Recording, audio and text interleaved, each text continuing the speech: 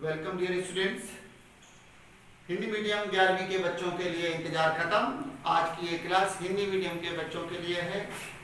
बहुत दिन से हमारे हिंदी मीडियम के स्टूडेंट्स इंतजार कर रहे थे, सर हमारे लिए वीडियो नहीं रिकॉर्ड कर रहे, हमारे लिए यूट्यूब पे नहीं पढ़ा रहे, हमारे लिए नहीं पढ़ा रहे, दिस एंड दैट।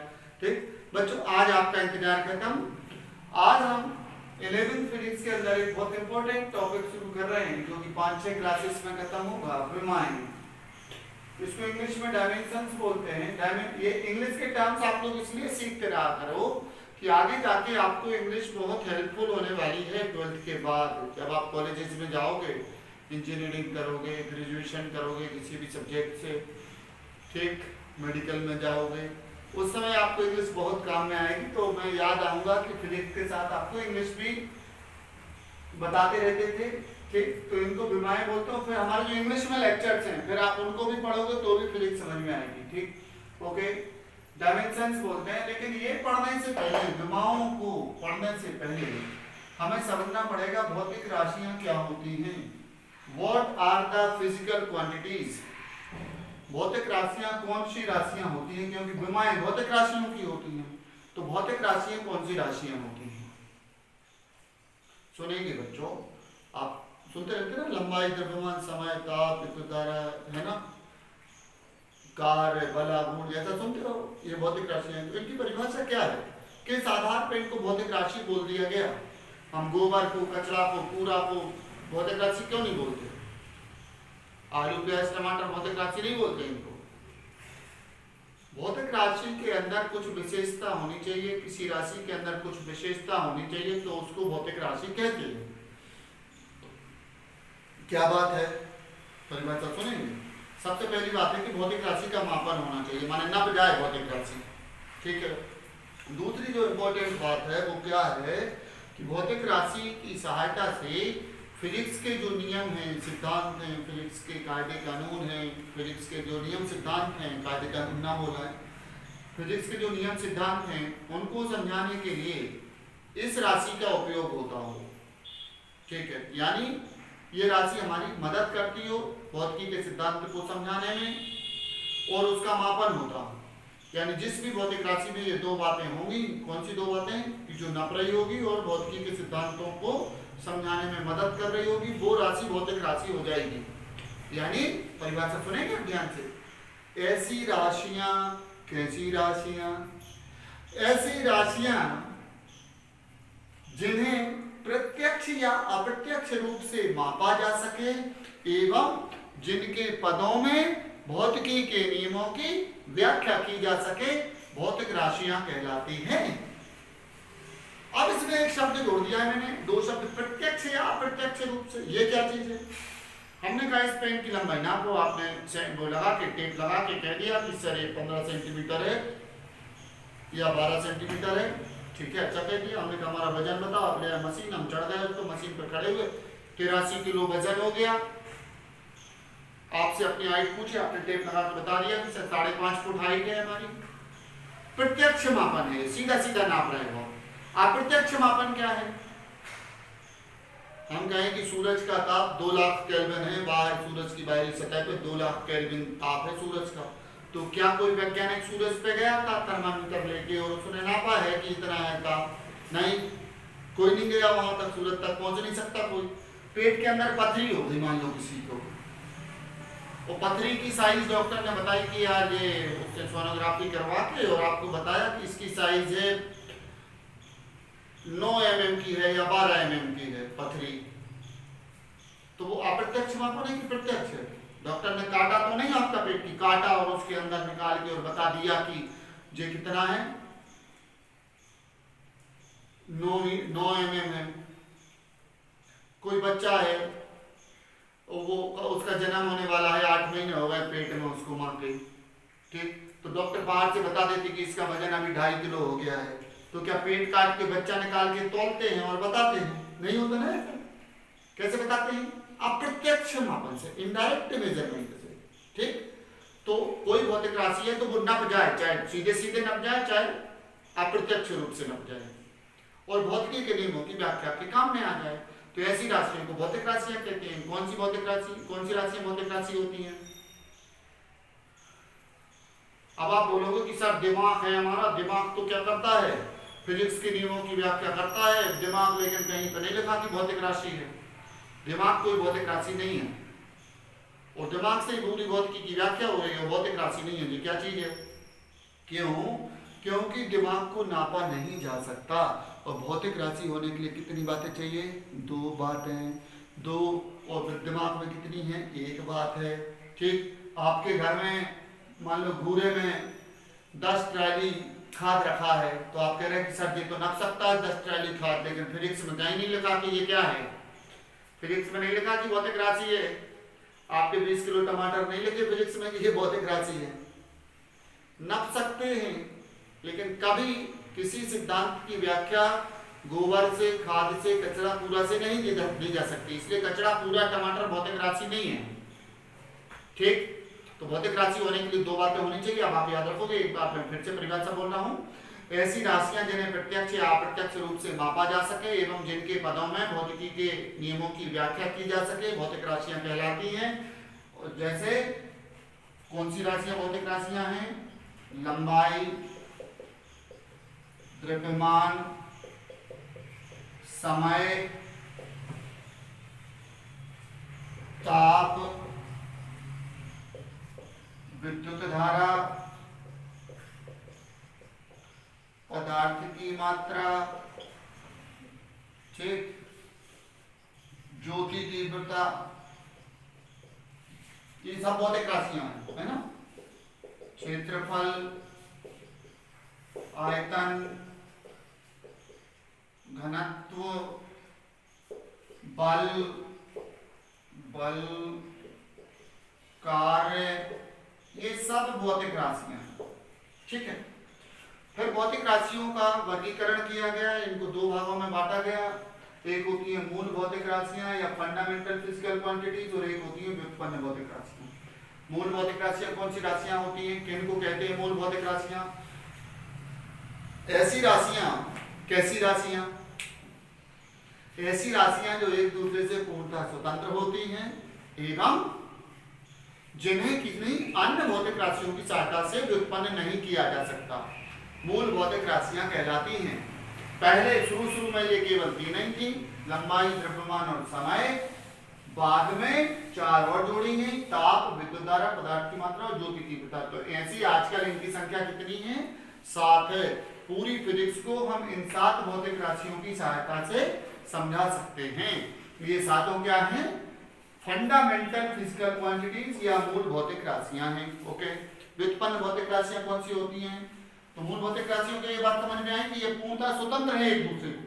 द्रव्यमान को आप कोई चीज से बना नहीं सकते कि लंबाई से और समय से और पदार्थ की मात्रा से बना दो, द्रव्यमान के लिए नहीं बना सकते। क्षेत्रफल को बना सकते हो आप, लंबाई गुणित चौड़ाई, 2 बार लंबाइयां मिलाते हैं। ठीक, तो व्युत्पन्न भौतिक राशियां ऐसी भौतिक राशियां होती हैं, कैसी? ऐसी भौतिक राशियां होती हैं जो मूल भौतिक राशियों की सहायता से व्युत्पन्न की जाती हैं या बनाई जाती हैं। क्या कहलाती हैं? व्युत्पन्न भौतिक राशियां कहलाती हैं। इनकी संख्या सैकड़ों में है, ये केवल 7 हैं। मूल भौतिक राशियां कितनी हैं? ओनली 7। और ये कितनी हैं? सैकड़ों। तो इन 7 के अलावा आपको जो भी याद आए फिजिक्स में, वो सब क्या है? व्युत्पन्न भौतिक राशि है। जैसे क्षेत्रफल, आयतन, घनत्व, बल, कार्य, त्वरण, ऊर्जा, शक्ति, रेखीय संवेग, कोणीय संवेग, सारा कुछ जमाने का आपको जो कुछ भी याद आए इनके अलावा वो सब क्या है? व्युत्पन्न भौतिक राशि है। तो मूल भौतिक राशि, व्युत्पन्न भौतिक राशि क्लियर हो गया होगा। नहीं हुआ होगा तो आप दोबारा सुन लोगे। क्लास में तो क्या दिक्कत होती है कि सर एक बार और समझा दो, इधर तो आप क्या करना है, वीडियो फिर से चालू कर दो, एक बार और समझ लो। अच्छा, पेन कॉपी लेके जरूर बैठना, कॉमेडी नहीं देख रहे आपकी दांत निकाल के, समझ रहे? Comedy, it is not a comedy video. मनोरंजन नहीं हो रहा है आपका। फिजिक्स सीखने के लिए आप जो हमारे पास पढ़ने नहीं आ पा रहे हैं बच्चे, उनके लिए मैं घर पहुंच गया हूं। ठीक है, पेन कॉपी रखिए, साथ में लिखते चलिए, पूरी आस्था और विश्वास से पढ़िए। फिजिक्स आपसे 100% नहीं, 200% नहीं, 1000% बनेगी। पूरे वीडियो आप स्टार्टिंग से क्रम से देखते रहिए, 2-2 बार देखिए वो, ठीक है। इसके बाद फिर किताबें पढ़िए, बनेगा, मजा आएगा। फिजिक्स के बराबर आपको फिर इंटरेस्टिंग और कुछ नहीं लगेगा, आई प्रॉमिस, ठीक। चलिए, हाँ, तो अब आता है, क्या आता है, विमाएं। सबसे इंपॉर्टेंट, बहुत important topic, what are dimensions, विमाएं क्या होती हैं। विमाओं को हम अगर घातें लिख दें तो अतिशयोक्ति नहीं है। विमाएं मतलब घातें। कैसी घातें? जैसे देखना, क्षेत्रफल है तो क्षेत्रफल हो गया लंबाई गुणित चौड़ाई, क्षेत्रफल हो गया लंबाई गुणित चौड़ाई, और लंबाई को आप मीटर में नापोगे और चौड़ाई को भी मीटर में नापोगे तो मीटर पे 2 की घात आएगी। माने वास्तव में लंबाई पे अगर 2 की घात लगा दी तो क्षेत्रफल बन गया है। ऐसे आयतन में क्या करोगे, लंबाई चौड़ाई ऊंचाई का गुणा कर दोगे, मीटर मीटर मीटर 3 बार आएगा, आएगा कि नहीं आएगा? लंबाई चौड़ाई ऊंचाई सबका गुणा करोगे तो मीटर मीटर 3 बार आएगा। तो ये क्या बन गई, मीटर पे 3 की घात लगाई तो आयतन आ गया। यानी विमाएं बेघातें होती हैं। कौन सी घातें होती हैं? विमाएं बेघातें होती हैं जो कि व्युत्पन्न भौतिक राशियों को अभिव्यक्त करने के लिए मूल राशियों पर लगाई जाती हैं। ये तो पंडित जी जैसी कथा हो गई। विमाएं वे घातें होती हैं जो कि व्युत्पन्न भौतिक राशियों को अभिव्यक्त करने के लिए मूल भौतिक राशियों पर लगाई जाती हैं। तो विमाएं एक प्रकार की घातें हैं जो कि हम किन पे लगाते हैं, मूल राशियों पर लगाते हैं, व्युत्पन्न राशियों को अभिव्यक्त करने के लिए, ठीक है। तो आइए अब शुरू करते हैं। कुछ प्रमुख विमीय सूत्र हम आपको डिस्कस करेंगे इस क्लास में, ठीक। उससे पहले हमें इसके नियम कायदे जानने पड़ेंगे थोड़ा, है ना। इधर पे हम लिख रहे हैं मूल भौतिक राशि, ये लिखा है मूल भौतिक राशि, और इसका लिख रहा हूं मैं विमीय संकेत, विमीय संकेत, और यहां पे लिख रहा हूं इसका SI मात्रक, ठीक है। हाँ, तो विमीय सूत्र बनाने के लिए या विमाएं ज्ञात करने के लिए कुछ हमें नियम सीखना पड़ेंगे, दिमाग में रखना पड़ेंगे, ठीक है। लंबाई को बच्चों अंग्रेजी में बोलते हैं लेंथ, और द्रव्यमान को बोलते हैं मास। द्रव्यमान को क्या बोलते हैं? मास बोलते हैं। इसलिए इसका विमीय संकेत बनाया गया कैपिटल M, और इसकी परंपरा है कि बड़े कोष्ठक के अंदर लिखा जाएगा। द्रव्यमान को नापते काय में है, किलोग्राम में, उसके मात्रक का संकेत ये है। समझ में आ गई बात? फिर है लंबाई। लंबाई को अंग्रेजी में बोलते हैं लेंथ, इसलिए इसका विमीय संकेत बनाया गया कैपिटल L, और मात्रक होता है मीटर, और उसका संकेत है स्मॉल m, ठीक है, अच्छी बात है। हाँ, फिर समय, समय को बोलते हैं टाइम, टाइम को t से दर्शाते हैं, इसका विमीय संकेत t होता है, और मात्रक सेकंड होता है स्मॉल s। फिर आया ताप, ताप को अंग्रेजी में बोलते हैं टेम्परेचर। क्या बोलते हैं बेटा?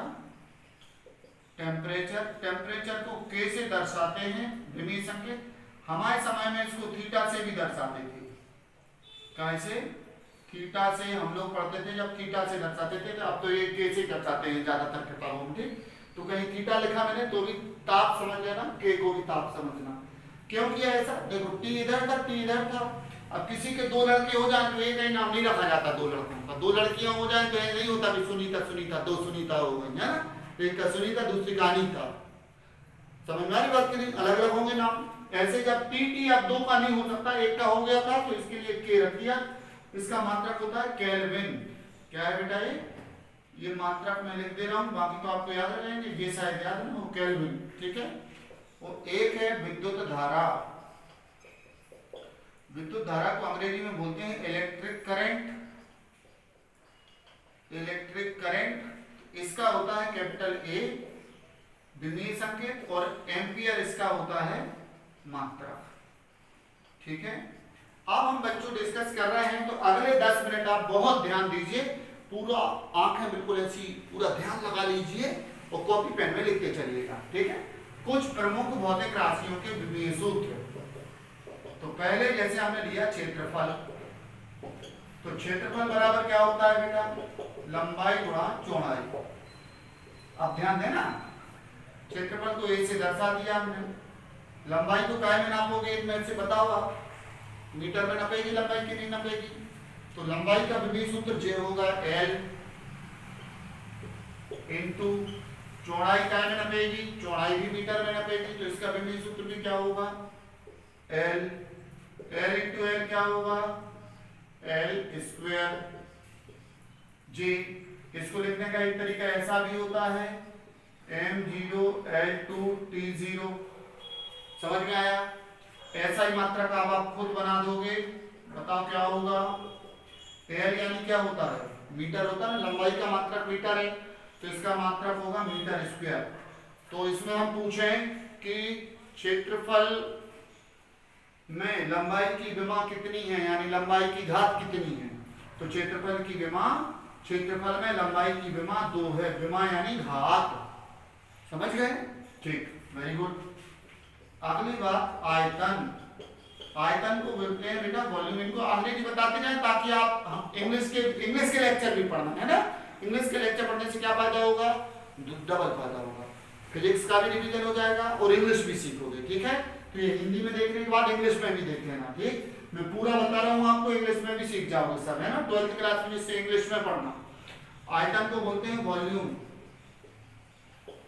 आयतन बराबर क्या होता है बताओ, लंबाई चौड़ाई ऊंचाई का गुणा, पढ़ाई छोटी क्लास में नहीं पढ़ा, तो एल एल एल, लंबाई भी मीटर में नपेगी, चौड़ाई भी मीटर में नपेगी, ऊंचाई भी मीटर में नपेगी, सब मीटर में नपेंगे ना, तो ये आएगा 3 बार L, L into L into L, तो ये हो गया एल क्यूब, हो गया ना।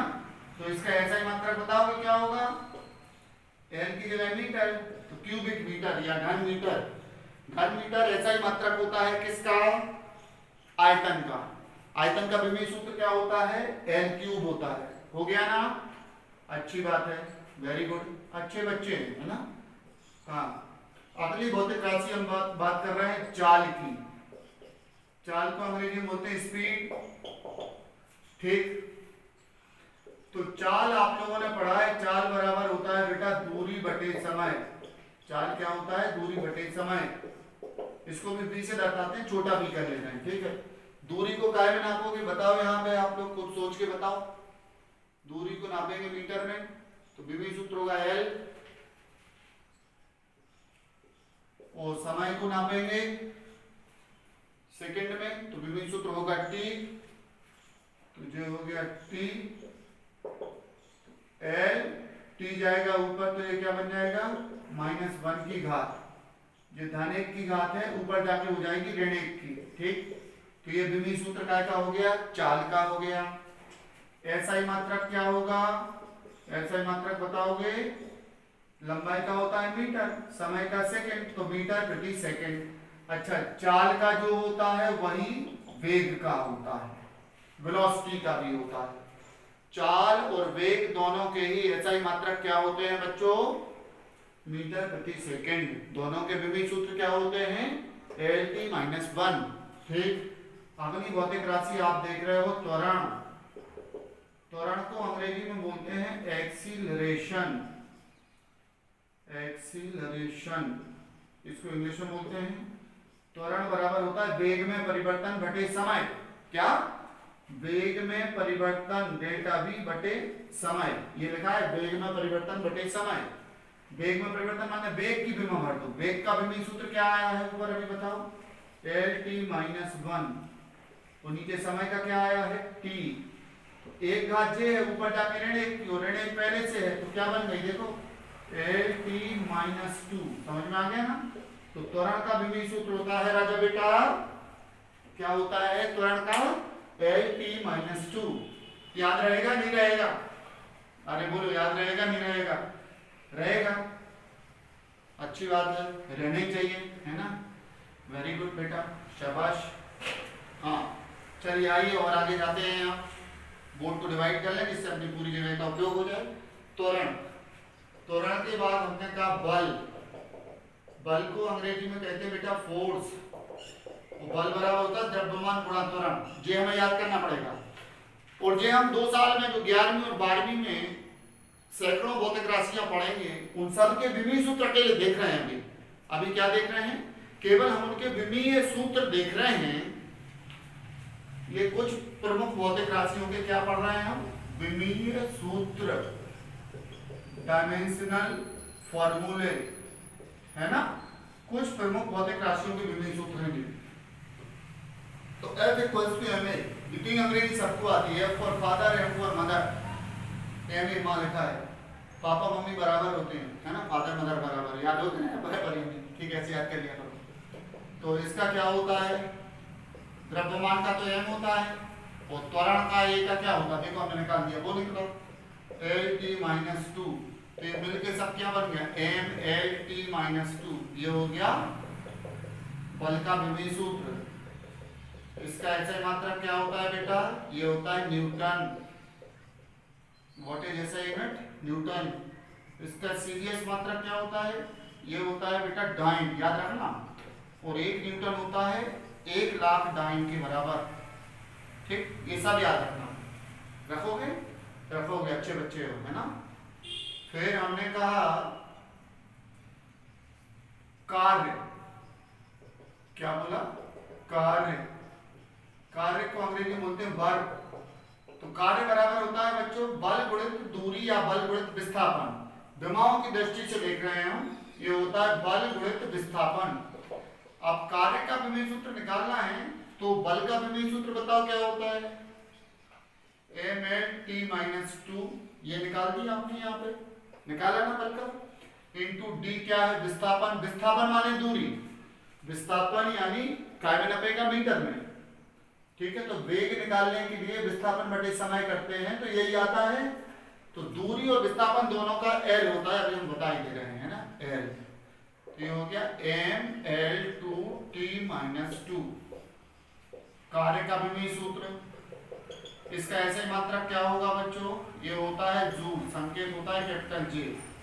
और इसका एक दूसरी पद्धति में सीजीएस मात्रक क्या होता है? अर्ग। इनमें क्या संबंध होता है? 1 जूल बराबर होता है 10⁻7 अर्ग। इतने सारे अर्ग, इकाई, दहाई, सैकड़ा, हजार, 10,000, लाख, 10 लाख, करोड़। 1 करोड़ अर्ग मिलाओ तो 1 जूल बनता है, और 1 लाख डाइन मिलाओ तो 1 न्यूटन बनता है।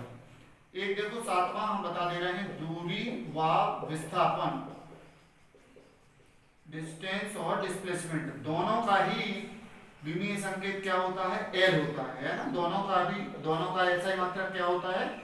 मीटर। याद रखोगे? समझ में आया कि नहीं आया? बोलो बच्चों, समझ में आया? ठीक, समझ में आएगा? आप क्या करो, आप इसको पूरे को वीडियो को रोक के आप स्क्रीनशॉट खींच लो या वीडियो को पॉज कर लो, पूरे विमीय सूत्र लिख लो। लिख लोगे कि नहीं लिख लोगे? अरे बोलो, लिख लोगे? ठीक, 2 और बता रहे हैं, 2-3 और बता रहे हैं बस, और फिर अगले वीडियो में, है ना? ओके, अगली क्लास में थोड़ा सा और पढ़ दो, थोड़ा सा और पढ़ लें अपन। इधर तक पढ़ लिया है, थोड़ा सा और, है ना? जरा सा और पढ़ रहे हैं हम पढ़ रहे हैं रेखीय संवेग या अकेला संवेग। इसको बोलते हैं बेटा लीनियर मोमेंटम।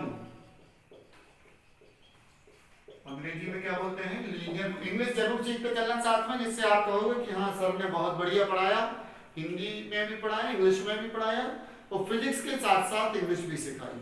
ठीक, हाँ। तो ये होता है द्रव्यमान गुणा वेग।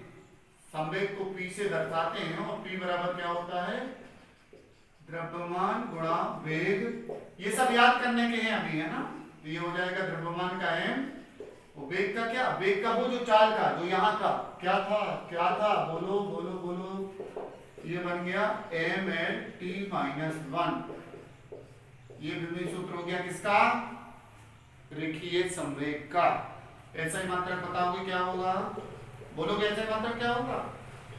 द्रव्यमान का किलोग्राम, दूरी का मीटर, समय का सेकंड। किलोग्राम इंटू मीटर पर सेकंड, इसका ऐसा ही मात्रक होगा। ठीक, एक भौतिक राशि और बता रहे हैं हम आपको, ये बता रहे हैं आवेग, आवेग इसको इंग्लिश में बोलते हैं इम्पल्स, इम्पल्स। आवेग को टाउ से दर्शाते हैं, ये होता है बल गुणे समय।